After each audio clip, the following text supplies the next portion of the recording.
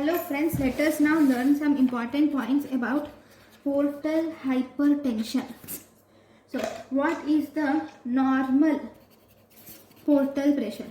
So, if you see, the normal portal pressure will be 5 to 10 millimeters of Hg or 10 to 15 centimeters of saline. What is called as portal hypertension? We call it as portal hypertension if the portal pressure is more than 10 millimeters of Hg, then we call it as portal hypertension. What are the usual symptoms of portal hypertension? The usual symptoms will be two things. One is you will see presence of esophageal varices will be seen, and you will also see presence of splenomegaly. Okay, at what pressure will these esophageal varices bleed? These esophageal varices will mainly bleed at a portal pressure of around more than 12 millimeters of Hg. If the portal venous pressure is more than 12 millimeters of Hg, then these varices will bleed. Then, if you were asked what is the most common cause of portal hypertension worldwide, most common cause of portal hypertension worldwide is cirrhosis.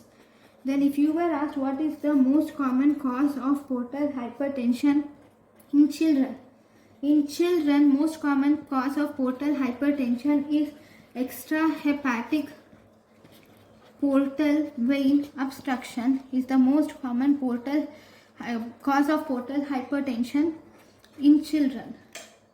Now,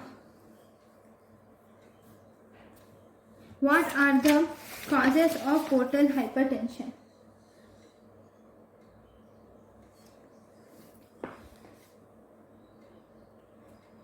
So, what are the causes of portal hypertension? Causes are mainly divided into three parts. Okay, one we have pre-sinusoidal, then we have sinusoidal, then we have post-sinusoidal. Okay, now sinusoidal. Now again pre-sinusoidal is again divided into two types. One we have extrahepatic, then we have intrahepatic. Now first we will see pre-sinusoidal extrahepatic. In pre-sinusoidal extrahepatic, you will see that it is due to splenic vein thrombosis.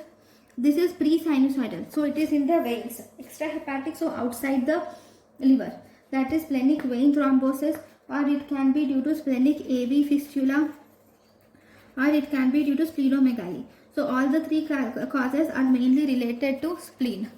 Then if you see intrahepatic causes include, it is due to schistosomiasis. Actually, schistosomiasis is the most common intrahepatic cause. Then it is due to sarcoidosis. Then we have it is due to nodular regenerative hyperplasia. Nodular regenerative hyperplasia will cause intrahepatic portal hypertension, and it can also be due to graft versus host disease.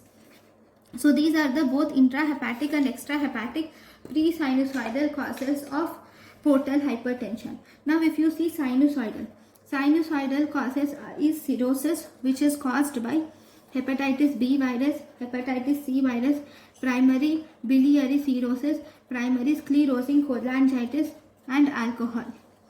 So all these are the sinusoidal causes. What is PBC? PBC is primary biliary cirrhosis. What is PSC? PSC is primary sclerosing cholangitis. So all these are the sinusoidal causes of portal hypertension. Now if you see post-sinusoidal. Now again post-sinusoidal is again divided into intrahepatic or extrahepatic post-sinusoidal. So if you see first intrahepatic is that inside the liver. So this include veno-occlusive disease. Then what about the We know occlusive disease is the most common post-sinusoidal intrahepatic cause of portal hypertension. Then, if you see hepatic, extrahepatic include in obstruction of the veins, that is venous system, IVC, and the other venous obstruction, hepatic vein and IVC obstruction. So it is number 1, we have Budd-Chiari syndrome, and then we have IVC obstruction. Okay, then it can be due to right heart failure, will also cause post-sinusoidal extrahepatic obstruction, or it can be due to constrictive pericarditis. Okay, so these are actually the causes of pre-sinusoidal, sinusoidal and post-sinusoidal causes of portal hypertension. Now, once you have seen the causes, now how are you going to diagnose it? Diagnosis. Now, what is the investigation of choice? The investigation of choice is Doppler. Doppler should be done as the investigation of choice. Now, here one important thing is there are sites where the portal and systemic veins will meet. So those are called as portosystemic anastomotic sites. These are the sites where the actual manifestations of portal hypertension are seen. So in portosystemic anastomotic sites include, first they are between the left gastric vein, that is coronary vein. It is between the left gastric vein, that is coronary vein, and azygous vein. Between left gastric vein and azygous vein, there will be, the manifestation is, you will see esophageal varices are seen between it. Now, there are portosystemic anastomosis are between superior epigastric vein. They are present between superior epigastric vein and inferior epigastric vein and para-umbilical vein around the umbilicus. So all these will result in manifestation of caput medusae. Okay, next, if you see the next, even the anastomosis between the audible anastomosis between the superior, middle and inferior rectal veins. These anastomosis will result in hemorrhoids. Anastomosis between the superior, middle and inferior rectal veins will result in hemorrhoids. Then we have this caput medusae. In this caput medusae, you can sometimes hear a venous hum. The venous hum which can be heard, that is audible venous hum, is heard. There is a name for this murmur which is called as Creutzfeldt Baumgarten's murmur. Creutzfeldt Baumgarten murmur is seen. Creutzfeldt Baumgarten murmur is seen between the in the caput medusae. Okay, so this is about the portosystemic anastomosis. Then, if you were asked what is the most common cause of death, the most common cause of death in cirrhosis. The most common cause of death in cirrhosis is, it is hepatic failure more than variceal bleeding. Hepatic failure more than variceal bleeding is the most common cause of death. Then, so we will learn some important points about the variceal bleeding. So what is the main site of variceal bleeding? So if you see the site of variceal bleeding, it is most common in the esophagus. Where in the esophagus? It is most common in the lower 3 centimeters of esophagus. So here in these patients we will see that there is coffee colored bleeding is seen, and in this coffee colored bleeding you will see that the venous blood is mixed with acid in the stomach. You will see that the venous blood is mixed with acid in the stomach, thus resulting in the coffee colored blood. When the bright red blood mixes with the acid, this acid converts into brown colored staining because of hemoglobin breakdown. So this will result in coffee colored bleeding. Now if you see the management. So management If the patient has 2 to 3 episodes of variceal bleed, after 2 to 3 episodes of variceal bleed, the patient goes into shock. Now, if the patient is in shock, now here the patient is in shock, now what should you do?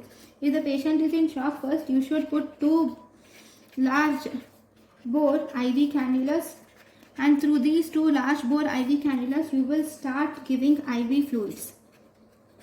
What is the fluid of choice? The fluid of choice is Ringer lactate is the fluid of choice. What is the cutoff BP? The cutoff BP should be around 100 millimeters of Hg. And what is the cutoff hemoglobin? Cutoff hemoglobin should be 8 gram percentage should be the cutoff hemoglobin. Now what is the indication of blood transfusion? The indication of blood transfusion should be that the hemoglobin should be less than 8 gram percentage is the main indication of blood transfusion. When hemoglobin is less than 8 gram percentage, then you should start blood transfusion. Then after giving this medication, now you should give pharmacotherapy. You should start medical therapy. So in the pharmacotherapy, now what is the drug of choice? Drug of choice for controlling bleeding. Drug of choice for controlling bleeding is octreotide. Octreotide can be given, followed by you can give terlipressin, which is a vasopressin analog, and you can also give nitrates along with nitrates. Okay. Now we can also do gastric lavage. Is done at room temperature. Gastric lavage is done at room temperature with normal saline. One important thing is you should not use cold saline, because if cold saline is used, this will cause hypothermia. Cold saline will result in, because cold saline will result in hypothermia. If there is hypothermia, it will cause reversible coagulopathy. That is, the platelet dysfunction will occur because of reversible coagulopathy. Right now, the next important thing is after gastric lavage, we will have to do endoscopy. So endoscopy should be done, and through endoscopy you will have to ligate the vein, that variceal vein. So that is called as endoscopic variceal ligation is done.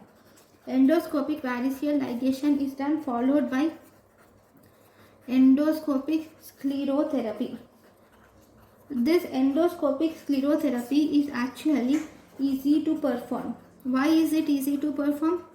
It is easy to perform, but it has increased risk of esophageal perforation, because we will just inject the drug into the veins. So it is easy to perform, so it causes increased risk of esophageal perforation.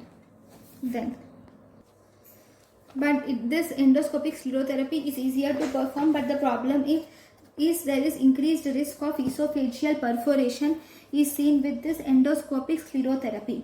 Next, after endoscopy, you can give IV antibiotics.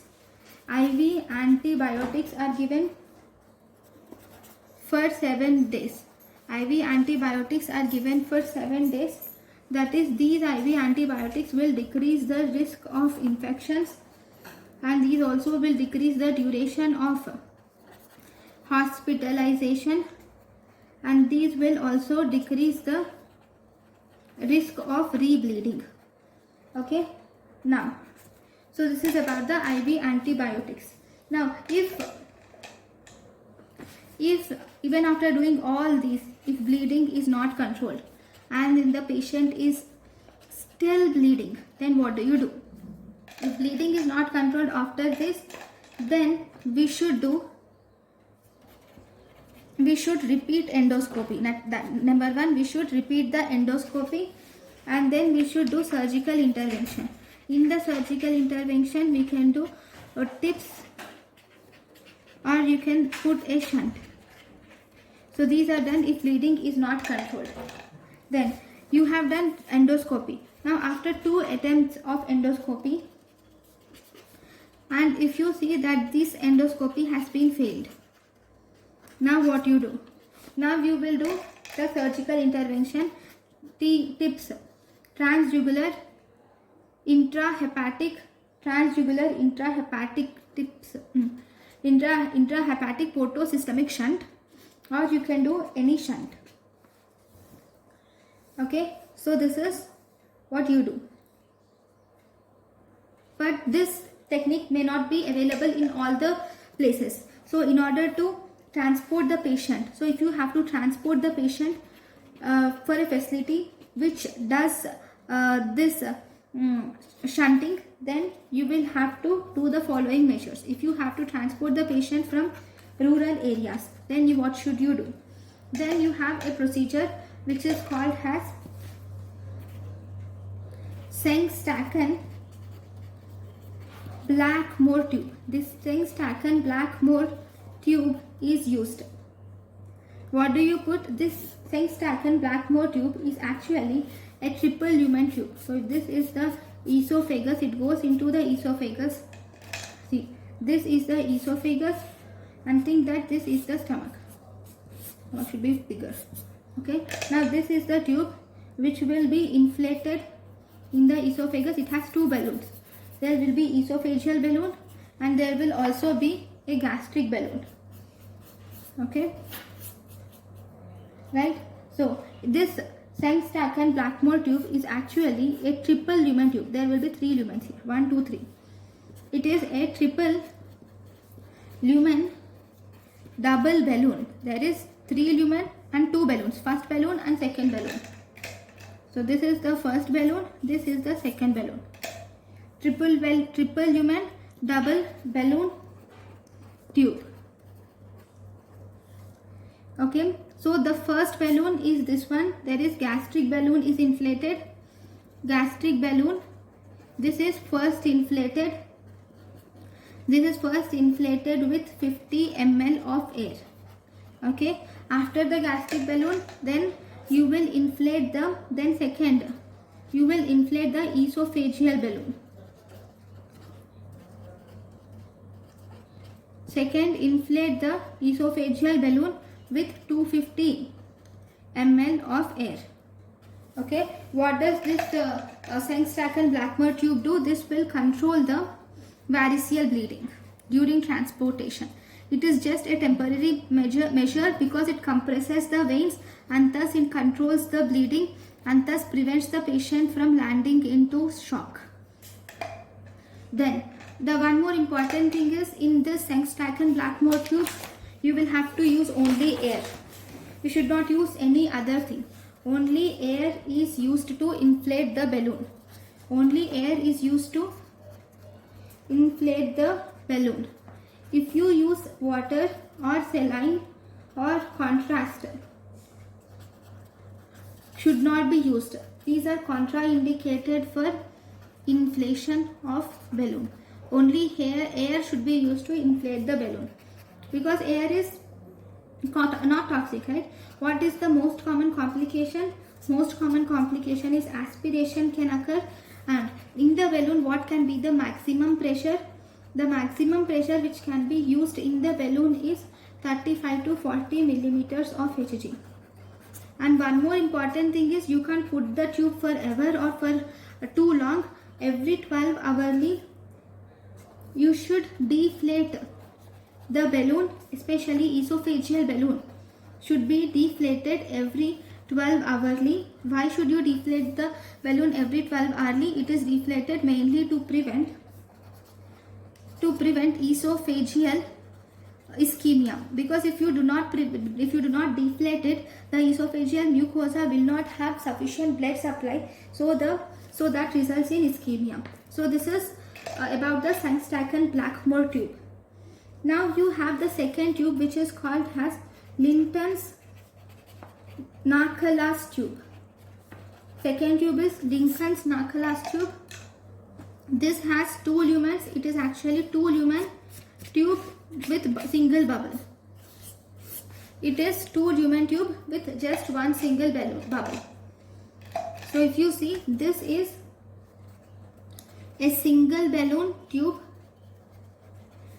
Now what is the capacity? This balloon has a capacity of 400 to 700 ml. So there is no esophageal balloon, so as a result it cannot be used for esophageal varices. It is used if there are only gastric varices. That is, in case of isolated gastric varices, we can use this Linton's-Nicholas tube. Okay, so this is about the complete treatment of esophageal varices. In the next class we will learn different shunts. Thank you.